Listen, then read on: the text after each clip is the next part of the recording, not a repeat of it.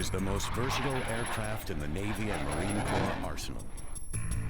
Combining the speed and agility of a fighter with the power of a light bomber, the F/A-18 is a lethal weapon, a marvel of modern aircraft design. It's every pilot's dream to fly one, but to reach these elite ranks, trainees must pass a series of rigorous tests. From the training field to the carrier deck, the F/A-18 has seized center stage as the world's elite strike fighter, the backbone of carrier-based aviation.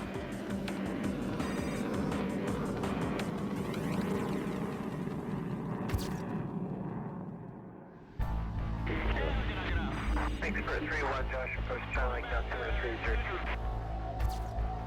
Call 3-1, go. Every day in the skies over hostile territory, squadrons of F/A-18s are on the prowl. This is the front line where the F/A-18 excels.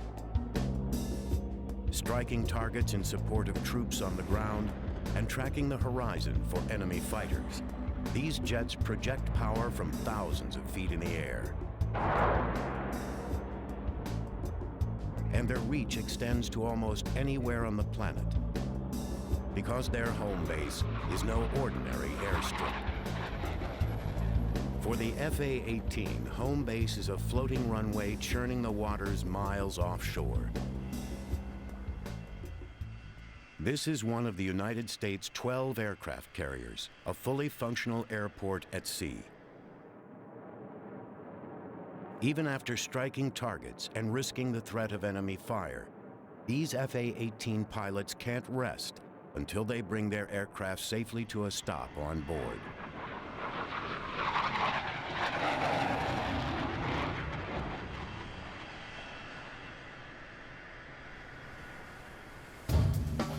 A carrier air wing is made up of more than just fighter jets. Each of the 80-plus planes on board carries out a specific task. S-3 Vikings for refueling and sub-hunting.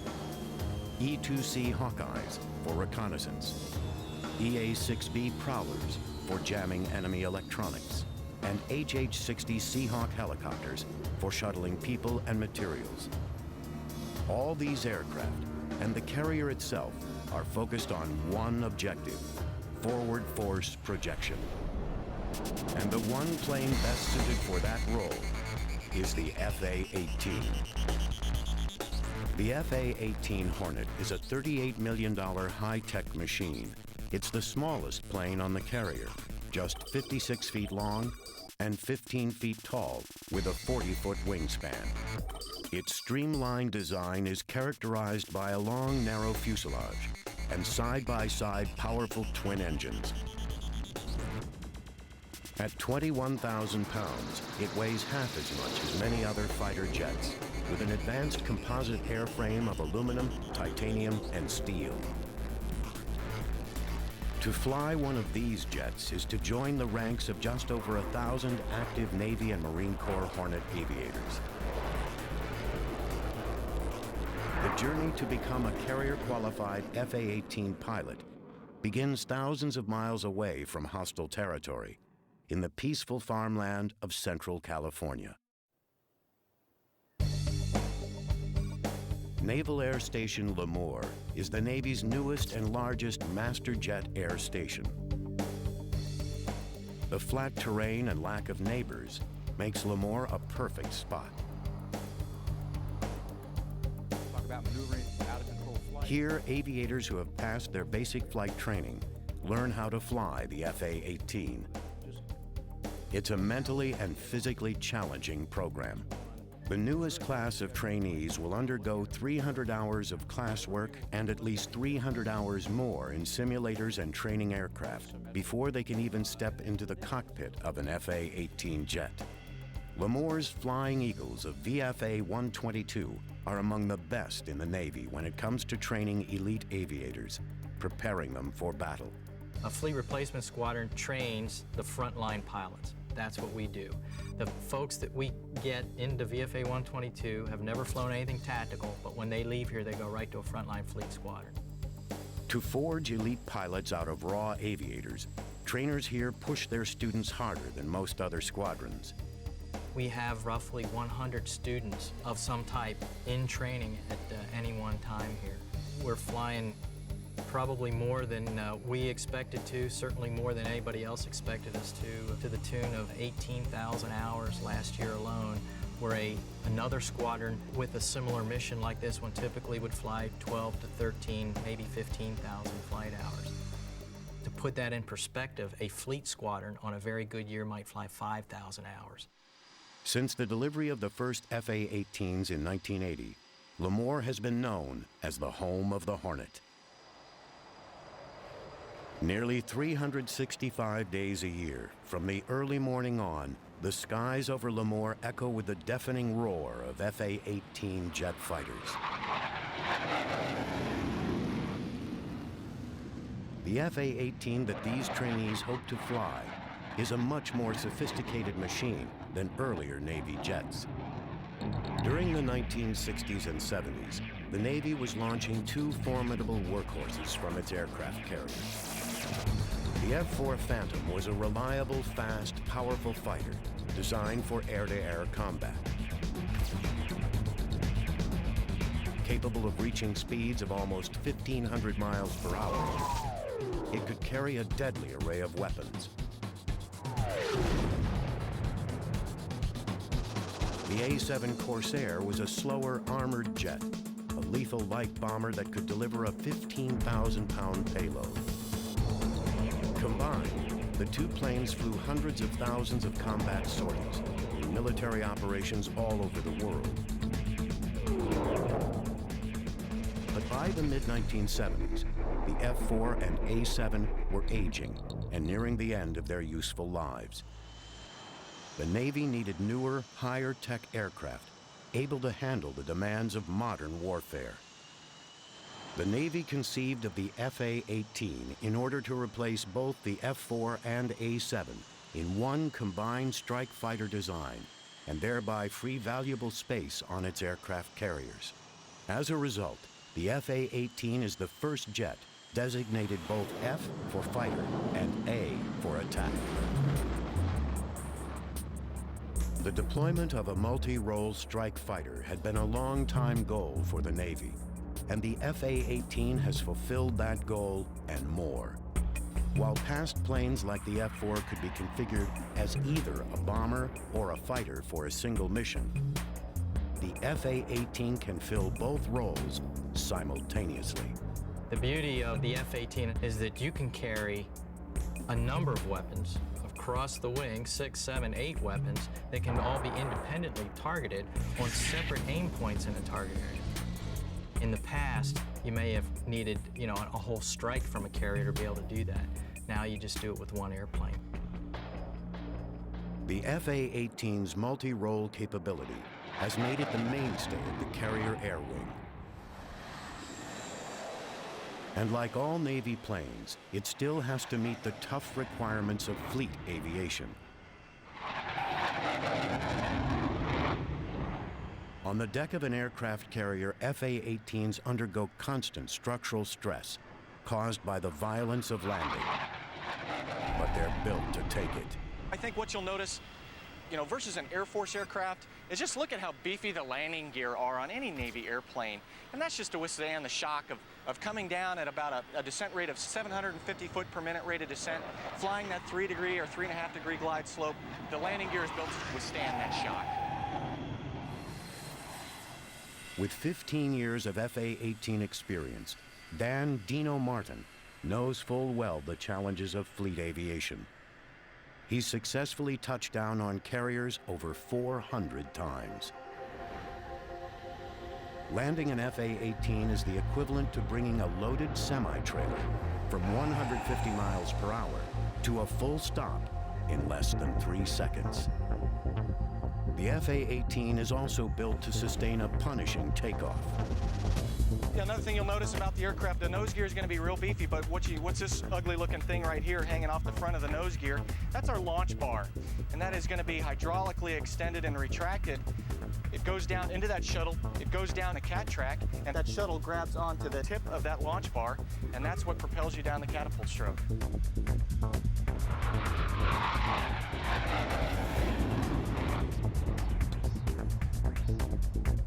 Powerful engines, General Electric's F404s, are each capable of generating 18,000 pounds of thrust, an astounding 1/4 of the thrust of the rocket that sent the Mercury spacecraft into orbit.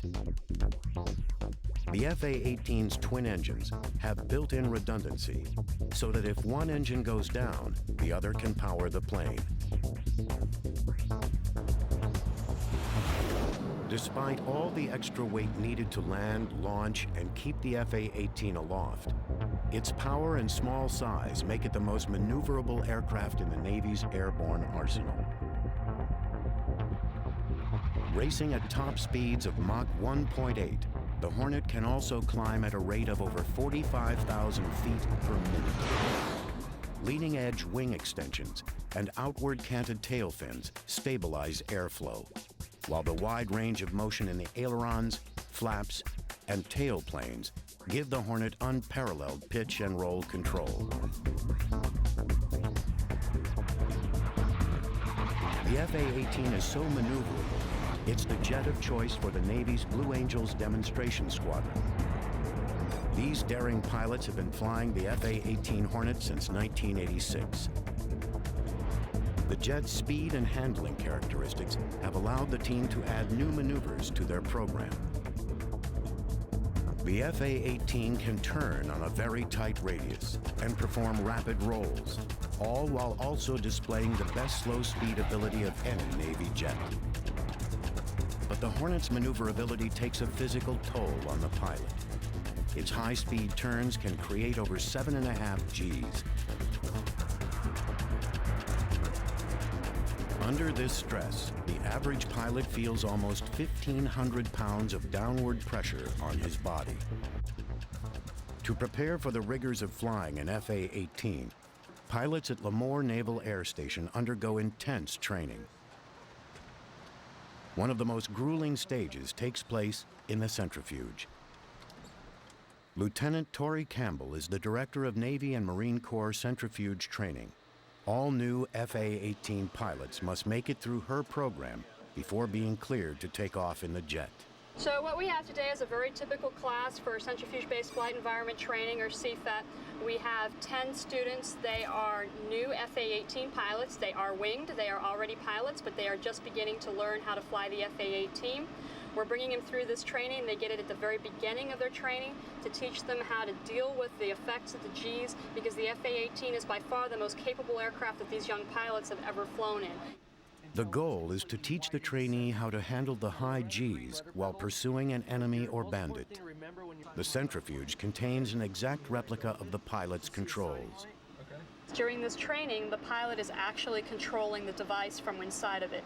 It's a 90-second profile. It's extremely challenging as the pilot has to go ahead, track the bandit, and at the same time perfect this technique to enable him to go as high as 7.5 Gs. Failing to master the anti-G maneuvers can be disastrous. If at the point that the pilot begins to experience gray out and he does not correct the situation by improving his anti-G straining maneuver, this can progress to G-lock, which is gravity-induced loss of consciousness. During a G-lock event, the pilot is completely unconscious. Typically it's about 12 seconds, but it can be as long as 45 seconds. Probably even more dangerous than the G-lock is the A-lock, or the almost loss of consciousness. After an A-lock, the pilot, although having never lost consciousness, is completely confused, disoriented, and has no sense of spatial awareness. The lights are on, but nobody's home, and this is extraordinarily dangerous. The high Gs pulled by the FA-18 make time spent in the gondola critical. This is an extremely important part of their training. A lot of the training, the survival training the pilots get, is only if something goes horribly, horribly wrong. But for an FA-18 pilot, the skills and techniques that they're going to learn here today are things that they will use every single time they fly their aircraft. Go ahead and step up here, sir. To counter high Gs, pilots flex their core muscles and exhale sharply in what's called a hic maneuver for the sound the pilot makes. They also wear specially engineered G-suits. What the G-suit does is when you're pulling G's, basically it's pushing all the blood to the lower parts of your bodies, the lower extremities such as your thighs, your calves, and your abdomen, and it brings the oxygenated blood away from your brain. So what this does is create pressure around the biggest muscles, and also incorporated with the Hick maneuver, the squeezing of your lower extremities, your biggest muscles being the thighs and abdomen. It pushes all that blood back up and keeps you from passing out. I'm just going to have you sit here, sir. I'm going to take a look at your AGSM. Okay. So I know what's going to happen inside the gondola. This FA-18 pilot in training is about to undergo the centrifuge's ACM profile. It's by far the most grueling. He practices his anti-G straining maneuver one last time. Any questions? No. Looks good. Okay, and I'll get somebody to put you in. Great.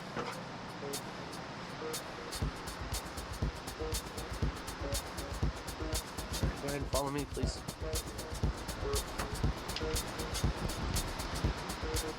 Personnel in a control room monitor his breathing and blood pressure levels and watch for G-lock and A-lock symptoms. Comm check, please. Loud and clear, how many? Read you the same, loud and clear. Restraint system? All 4 locked. But even with all the safety checks, once the door closes, he's on his own. G-suit? Plugged in, comfort zipper zip, no air first drive.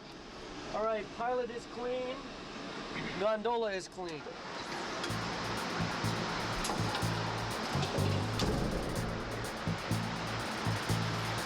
Yes, sir, you ready to go to idle? Yes. It's going to be about 15 seconds till you feel it start moving. Breath? The initial stages of the profile hover between 5 and 6 Gs, with breaks of minimum G tolerance in between. Then the pilot is taken to the FA-18's maximum G-force level. Rest up as much as possible. This next peak is 7.5. I want you to pull the stick back and get on top of the G's as quick as possible. Bites on, get a good prep, 7.5. Keep it in, bury that stick, back, 3, 2. Get him in the middle, sir. Hold it off, sir. Lock it off. Seal it off, sir. Breathe. Coming down this time, follow him down. Today, the pilot maintains consciousness, but even the toughest aviators will feel the effects for as long as 12 hours, and this trainee will have to endure at least 2 more profiles before he's certified. You can really feel like all the pressure going like out of your head and chest down into your legs, and when you start straining, you know, you can see the lights start to come back on a little bit, but to keep working that hard to see is really tough.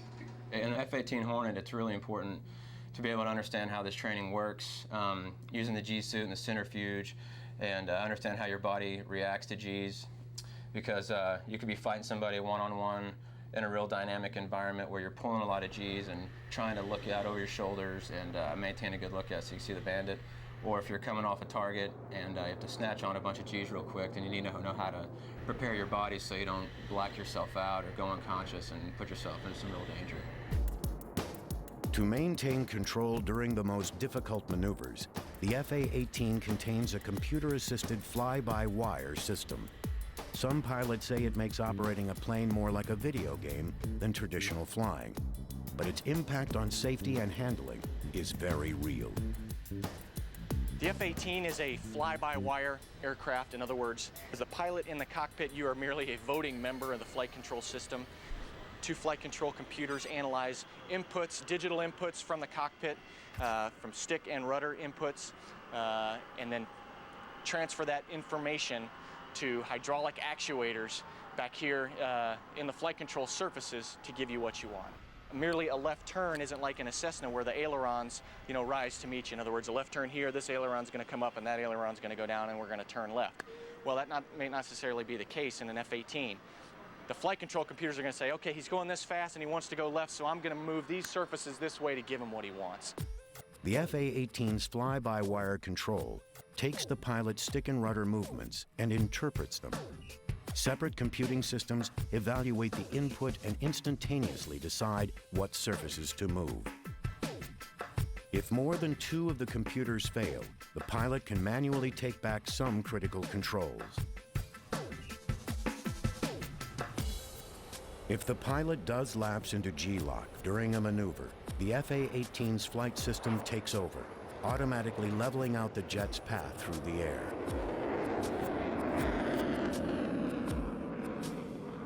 This highly advanced flight system is just one of the striking contrasts between the FA-18 and other carrier-based fighters past and present. Perhaps the most legendary is the F-14 Tomcat. In speed, range, and sheer muscle, the F-14 is unmatched in naval aviation history. This fast, powerful jet was known as the king of the carrier deck for over 30 years. The last of the Tomcats came off the assembly line over a decade ago to be replaced by the more advanced FA-18. Compared to the Tomcat, the smaller, leaner Hornet almost looks fragile. But the FA-18 is anything but dainty. Since its first deployment, this powerful jet has flown thousands of successful combat missions. One of the FA-18's greatest strengths is its reliability. The FA-18 contains 50% fewer parts than the F-14. And fewer parts means the plane is easier to maintain. One floor down from the flight deck is the hangar deck. This is where planes go when they are in need of work. Off the hangar deck, crews specialize in getting grounded planes back into action. Right now we're back here in the jet shop where I've got about 40 people that do work on the various engines that we have the capability to repair. This engine behind me here is an F404. It's the engine that's out of the FA-18 Hornet. We've done some maintenance to this. It's in a modular format where we can remove any of the modules on the engine, replace them, run the engine across the test cell, and then it's ready to be issued back out to the squadrons again. So these jets are making that ready to go. The FA-18 has proven even more dependable than the Navy hoped, especially when compared to the F-14 Tomcat. The Tomcats, as you well know, are aging, and they're aging rather fastly, so they require more maintenance man-hours per flight hour than, say, the Hornet. The Hornet, on the other hand, is still relatively young, comparatively speaking, and there aren't as many maintenance man-hours required. Tomcat maintenance squads must work almost 4 times as many hours to maintain their aging aircraft. When not undergoing repairs or routine maintenance checks, carrier-based FA-18s are either in the air or parked, wing to wing, on the flight deck. With as many as 80 planes aboard, and several at a time taking off or landing, the flight deck can become dangerously busy.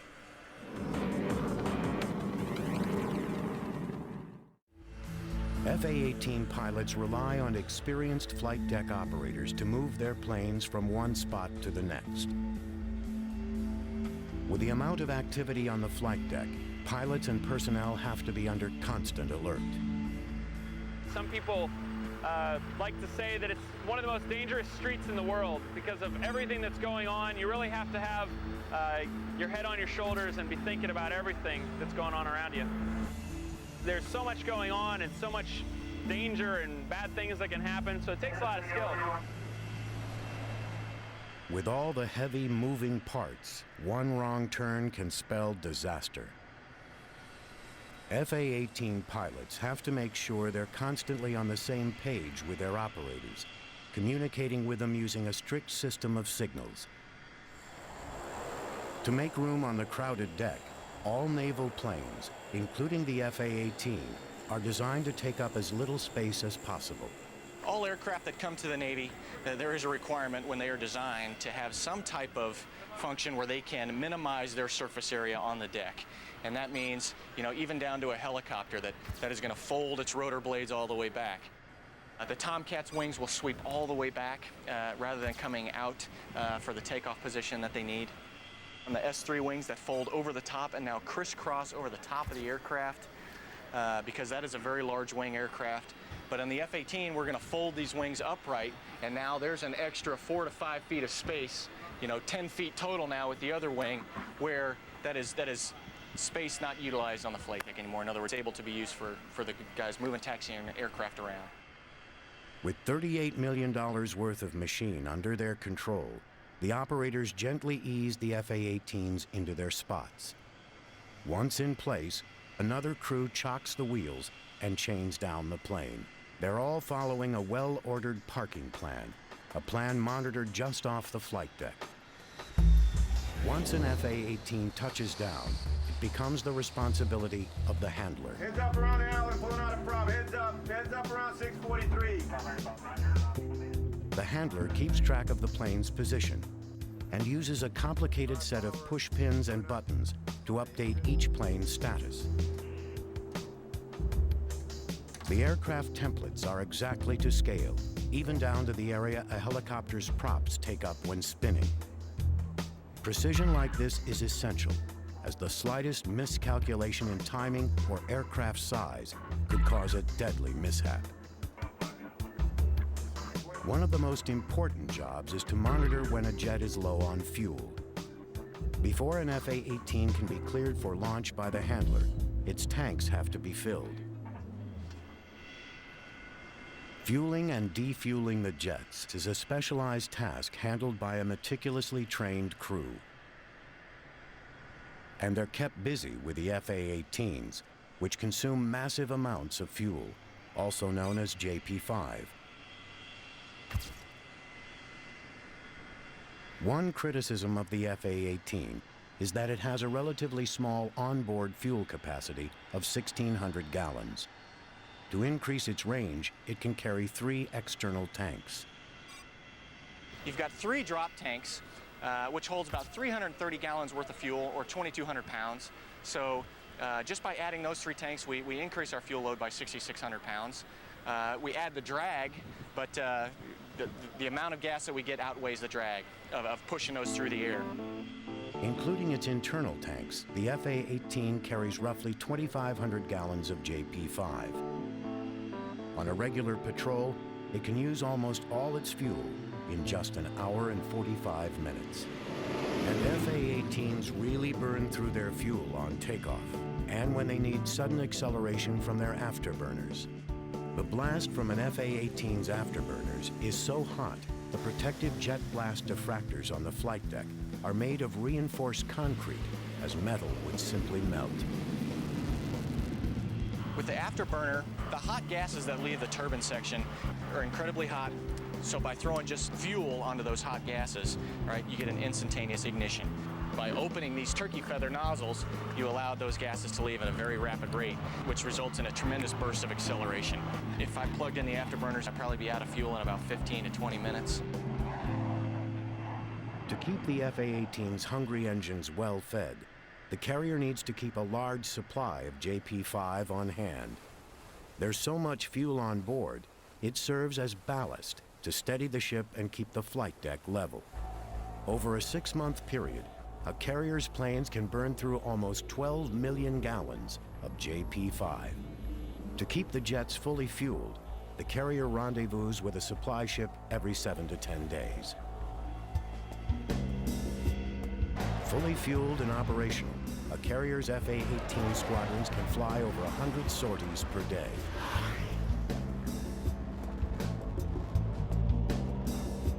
On mission, or as pilots say, in country, the first order of business for FA-18s is to defend against air-to-air targets. This is what's known as dogfighting, and it's an arena in which the FA-18 has proven highly successful. Close combat is a modern duel to the death, and dogfight training is among the most intense phases of learning how to fly the FA-18. What I'm going to try to do is to stay on your tail as best I can today. At NAS Lemoore, trainees have to take on their instructors to earn their FA-18 certification. What we'd like to see happen today is that if we will get ourselves to the appropriate... Lieutenant Commander Mike Bossard is in charge of the fighter weapons phase of FA-18 training. Today, he is training a former Tomcat pilot how to effectively maneuver the FA-18 in every dogfight scenario. And once I get to the appropriate range, I'm going to call either a missile shot or I'm going to call fights on. So if you ever lose sight of me today, just look right at your 6 o'clock position and I'll probably be right there. Or you hope so. What do you say we go out there and have some fun? Sounds good.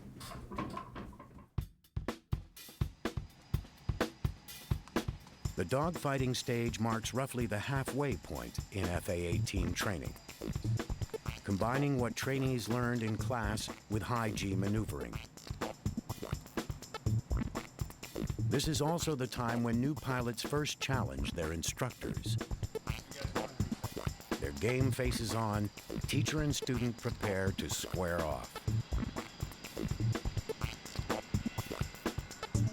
Before takeoff, the pilots personally ensure their jets are in working order. For the high-speed maneuvers of dogfighting, pilots need to be certain their jet will perform flawlessly under even the heaviest G-forces. All flaps, ailerons, and stabilizers are tested. The dogfighters taxi out, and the duel begins.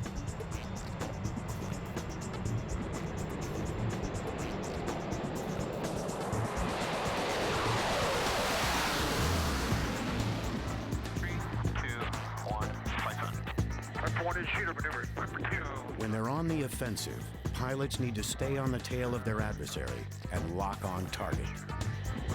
Trigger down, snap. Defensive maneuvering requires severe G-turns and sudden escape moves.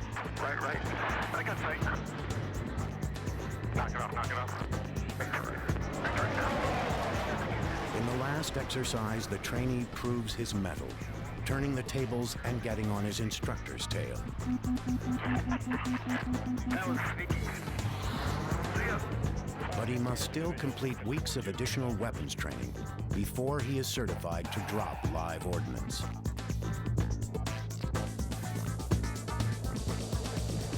Among the FA-18's most lethal air-to-air weapons is the Raytheon AMRAAM, or Advanced Medium-Range Air-to-Air Missile.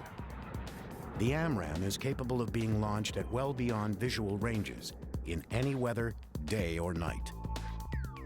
Its low-smoke, high-impulse rocket motor reduces the chance of enemy sighting and evasion, while its 45-pound warhead can take out any plane in existence.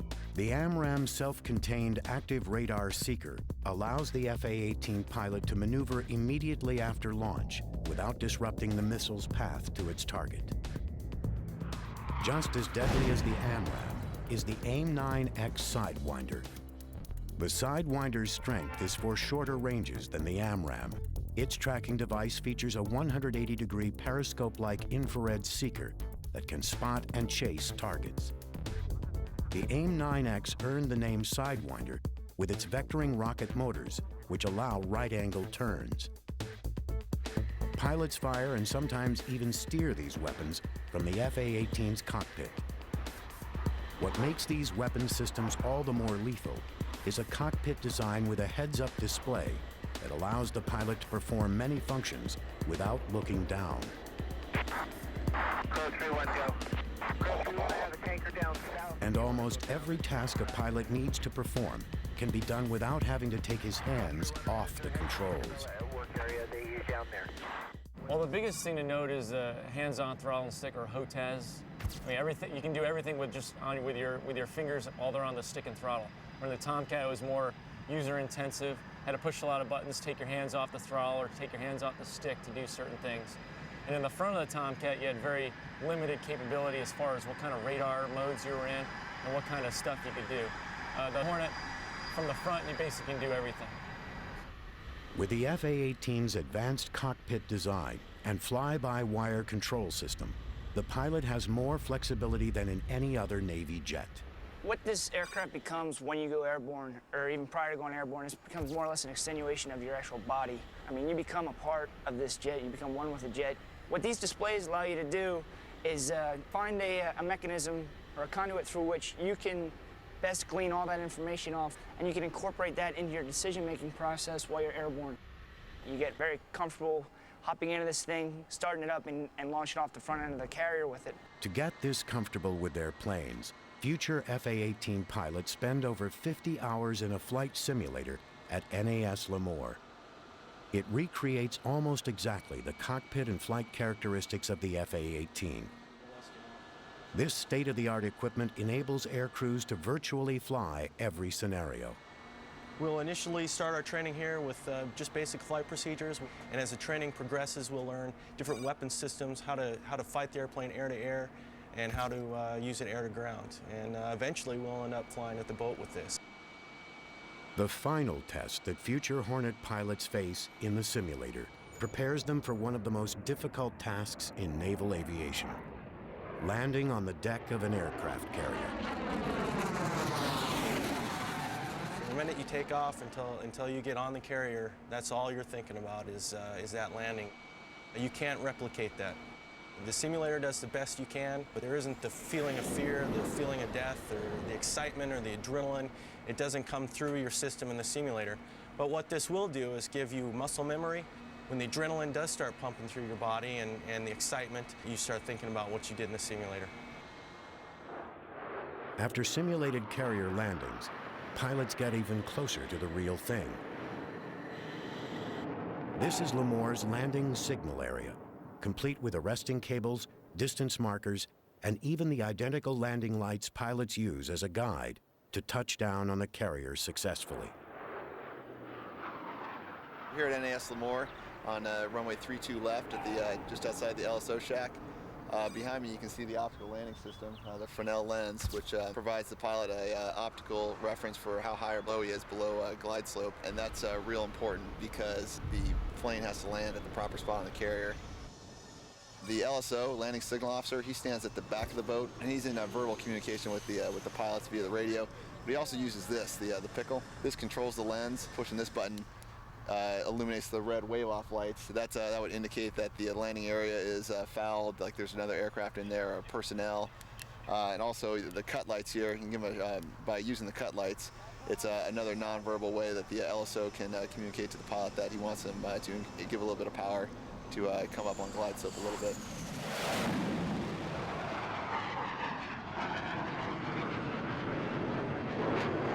The runway at Lemoore's Reeves Field stretches for 13,500 feet, giving pilots plenty of landing room.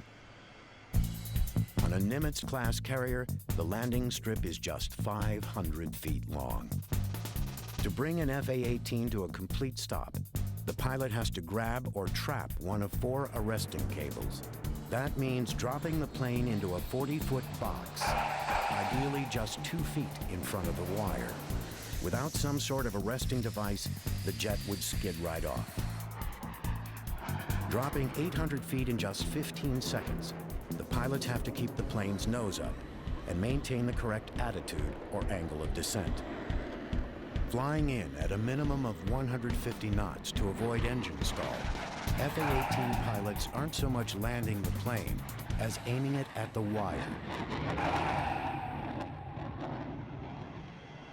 As soon as he touches down, the pilot revs his engine in case he slips the wire. If he misses, he takes off, circling around to try again.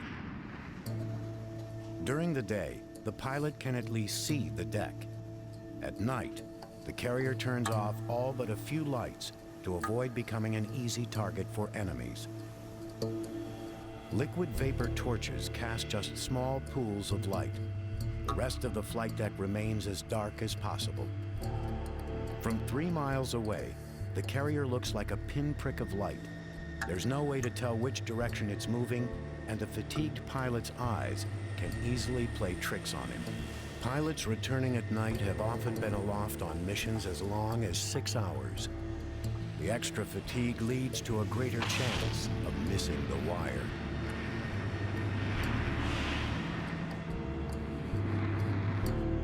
You're fatigued. You've had a lot of excitement, adrenaline high, adrenaline low, probably hungry, tired, all that. At night, you don't really look at the carrier except for maybe the last 10 seconds of the approach or something like that. It's just an instrument approach. You have a set of needles, one for lineup, one for glide slope, and you're just keeping those things centered up. Like magic, there's the boat, and you just fly a touchdown. So it's all instrument work, pretty much. And if you keep that thing centered and you keep the attitude on the jet, then you'll grab a 3-wire every time. Day and night, FA-18s and other planes are watched closely in the Air Traffic Control Center, a miniature version of what exists at any major airport. At the very top of the tower, the air boss directs the landings and takeoffs. From his perch, the air boss oversees pilot landings on the aft of the flight deck, as well as launches on the middle 2 catapults. His assistant, the mini boss, oversees the front, where the 2 most active catapults are. All information about the carrier's FA-18s from launch to landing goes through the air boss. It's his job to deal with information, occasionally jotting notes on the wall and windows to keep it straight. He then relays the critical information to wherever it needs to go. The air and mini boss are both aviators. This way they know every procedure intimately and immediately understand a pilot's status. Even the captain of the carrier is an aviator, highlighting the role of the aircraft carrier as a floating airbase. The FA-18's central role on the carrier is clear from the top of the tower to deep into its belly. This is one of the ship's 40-plus weapons magazines, where crews prepare the FA-18's various weapons loads. What we're doing today is configuring 2 Mark 83 low-drag bombs, utilizing a parachute-type fin assembly. What they're going to be doing now is they're going to hoist the bombs up on the bomb table. This 1,000-pound ordnance is a dumb bomb, just one weapon in the FA-18's arsenal. The FA-18 can be configured to carry over 24 different bombs and missiles. Once the FA-18's bombs are assembled, they ride a series of elevators to the flight deck.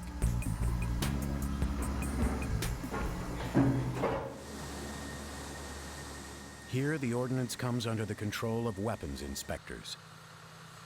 They wheel the bombs over by hand before attaching them to the FA-18's pylons. For all the high-tech gadgetry surrounding the FA-18, some tasks still come down to raw muscle power.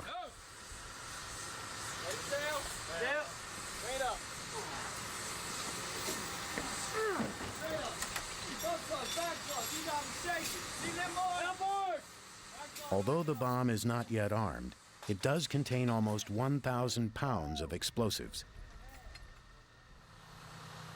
In past carrier disasters, fires have ignited the aviation fuel, which then set off the bombs. Today's bombs have extra insulation so that they can withstand short periods of extreme heat or fire. The last step is to add the fuse. The final arming of the bomb takes place only after the plane takes off. From inside the FA-18 cockpit, pilots throw a switch, activating them. Dumb bombs are just a small part of the FA-18 strike-ready arsenal. For precise ground support, they include the latest laser and GPS-guided weapons. Everything we're doing in country is precision-guided munitions. In other words, a laser-guided bomb or a bomb that goes to precision coordinates on the ground. One of the FA-18's most lethal air-to-ground weapons is the JSOW. A large precision strike weapon, the JSOW affixes to the FA-18's middle wing weapon station. Once launched, it releases 2 wing structures that allow the missile to glide toward its target. Skimming just a few feet above the ground, the JSOW releases powerful cluster bombs that can destroy multiple targets in one strike.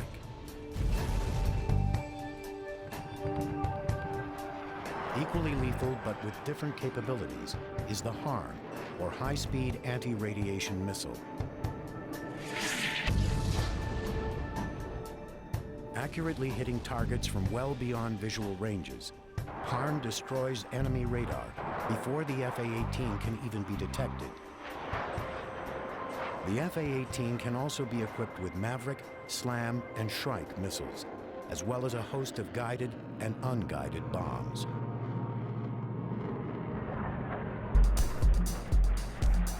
The highlight of air-to-ground weapons training is when FA-18 pilots learn what it's like to drop real live ordnance. Flying missions over remote testing areas, pilots take full control of the FA-18's precision strike capabilities, pinpointing designated targets and releasing fully armed bombs. Known as Live Day, this is when new Navy pilots experience for the first time the destructive air-to-ground capabilities of the FA-18.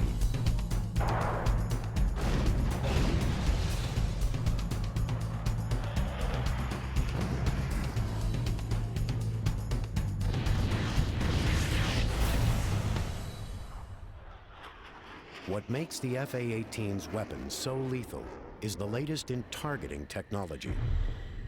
Carrier-based Hornet squadrons increasingly employ deadly accurate infrared systems.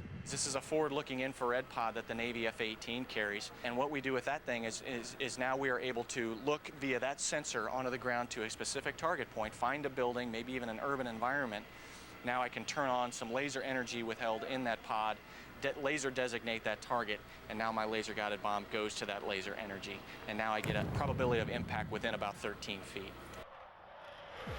FA-18s also track targets using highly advanced radar technology, housed in the nose of the plane. These unique systems allow the pilot to switch between air-to-air and air-to-ground modes with a push of a button. Integrated into an electronic network, the FA-18 takes on a central role in frontline operations. Through satellite data link, the radar, map, and weapons displays of the FA-18 cockpit can be seen by fellow aircrew, as well as commanding officers in the carrier strike group. The frontline FA-18 becomes the eyes and ears of an integrated battlefield.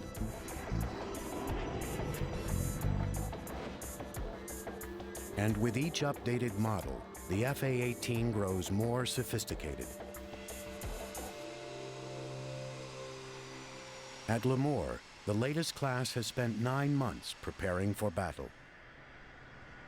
As they set out for the fleet, the most recent graduates take control of the next generation of FA-18, the Super Hornet.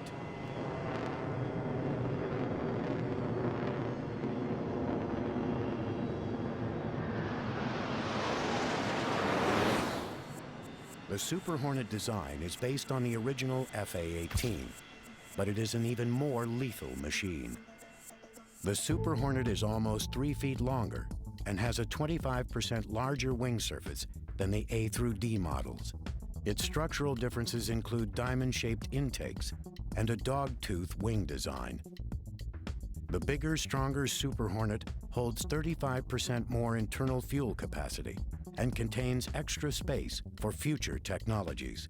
On its longer wings, the Super Hornet can support 2 additional weapon stations or fuel tanks. Well, of course, the F-18 has smart technology built into almost all of the weapon systems. Almost all of the hardpoint pylons and launchers are smart technology, so they're capable of carrying the most sophisticated weapons. The airplane actually covers a lot of the functions, allowing the pilot to really concentrate on the mission at hand. It's a great aircraft. The lethality is awesome. Bigger, more capable, and with room to grow, the Super Hornet promises to take on an even greater role than the earlier model FA-18s. Really what we get out of the Super Hornet is the capability to draw from more advanced technologies, and then also the stuff that was designed for the Super Hornet backfitted. And again, it's that complementary thing where the A through C and the E and F Super Hornet just complement each other and make our carrier decks a lot more lethal than they had been in the past. The Super Hornet is being modified to fill almost every role on the carrier, from electronic jamming to refueling. The carrier air wing of the future will be made up of a lethal and effective team of FA-18s. The majority of the missions on the aircraft carrier are going to be accomplished by a Hornet. How important is that to the military? It allows us a quickly deployable force to be able to handle virtually any scenario. But its heart will always be that of a fighter. And as one of the most lethal weapons aloft, the FA-18 will be defending the skies for decades into the future.